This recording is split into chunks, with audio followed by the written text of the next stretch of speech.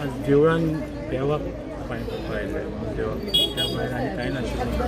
तशें Phonda by election आमी लडटले, strongly लडटले आनी आज किंवा फाल्यां भितर आमचो कॅन्डिडेट अनावन्स जाता.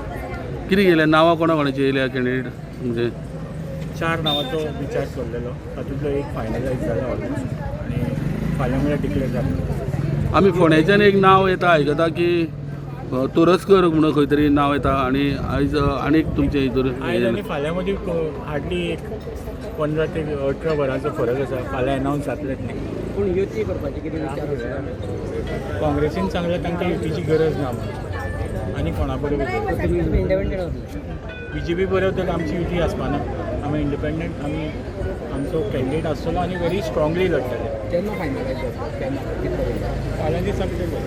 कितें स्ट्रॅटेजी कशी आसतली हे इलेक्शन बाय इलेक्शनाक लागून? आमी गेली 8 ते 1 वर्स ते 8 म्हयने आमचें कंटिन्युअस काम चालू आसा. आमी क्लिनीक घातिल्लें आसा. आमच्या दिसाक कमीत कमी 5 ते 6 कॅम्प चलता, मेडिकल कॅम्प घालता. त्या भायर आमचे प्रत्येक वॉर्डांनी आमचें काम चालू आसा. संघटना बांदपाचें, वोटराक कनेक्ट करपाचें हें काम आमचें गेल्लें सदोदीतपणे चालू आसा. त्यामुळे स्ट्रॉंगपणे आमी इलेक्शन्स लडटले आनी मे बी बाय फाल्यां आमचो कॅन्डिडेट डिक्लेअर